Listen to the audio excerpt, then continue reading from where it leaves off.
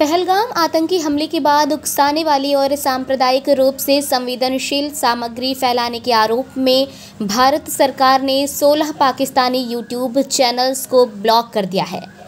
सरकारी सूत्रों के अनुसार इन चैनलों के कुल 6.3 करोड़ सब्सक्राइबर थे। ये कार्रवाई केंद्रीय गृह मंत्रालय की सिफारिश पर की गई है। ब्लॉक किए गए चैनल्स में पाकिस्तानी समाचार चैनल डॉन, समा टीवी, ARY न्यूज़, बोल न्यूज़, रफ्तार, जियो न्यूज़ और सुनो न्यूज़ शामिल है। साथ ही पत्रकारों इरशाद भट्टी, अस्मा शिराजी, उमर चीमा और मुनीब फारूक के यूट्यूब चैनल भी प्रतिबंधित कर दिए गए हैं। इसके अलावा द पाकिस्तान रेफरेंसेस, समा स्पोर्ट्स, उज़ैर क्रिकेट और राजी नामा जैसे अन्य प्लेटफॉर्म भी इस सूची में हैं। सरकारी सूत्रों के मुताबिक ये यूट्यूब चैनल भारतीय सेना और सुरक्षा एजेंसियों के खिलाफ झूठे, भ्रामक और उकसाऊ दुष्प्रचार कर रहे थे। खासकर पहलगाम हमले के बाद जब भारत और पाकिस्तान के रिश्ते और तनावपूर्ण हो गए थे। इस हमले में 25 पर्यटकों और एक कश्मीरी नागरिक की नृशंस हत्या कर दी गई थी। अब अगर कोई इन चैनलों को एक्सेस करने की कोशिश करेगा तो उसे ये संदेश दिखेगा, ये सामग्री राष्ट्रीय सुरक्षा या सार्वजनिक व्यवस्था से जुड़े सरकारी आदेश के कारण इस देश में उपलब्ध नहीं है।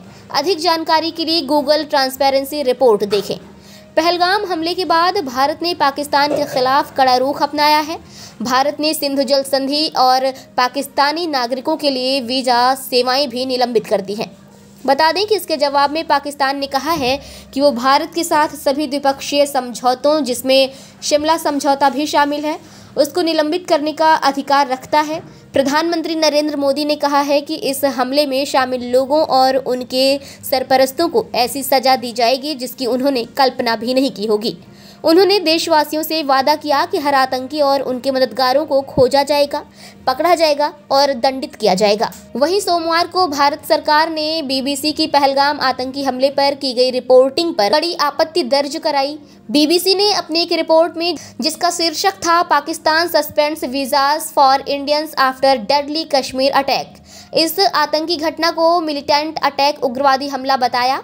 इस शब्दावली से नाराज होकर नरेंद्र मोदी सरकार ने BBC इंडिया के प्रमुख जैकी मार्टिन को औपचारिक पत्र लिखा है। सरकारी सूत्रों के अनुसार पत्र में भारत सरकार ने साफ कहा है कि BBC का यह शब्द चयन घटना की गंभीरता और आतंकवाद की वास्तविकता को कमतर दर्शाता है। इसके अलावा सरकार ने ये भी सूचित किया कि आगे से विदेश मंत्रालय यानी कि ministry of external affairs BBC की रिपोर्टिंग पर बारीकी से नजर रखेगा।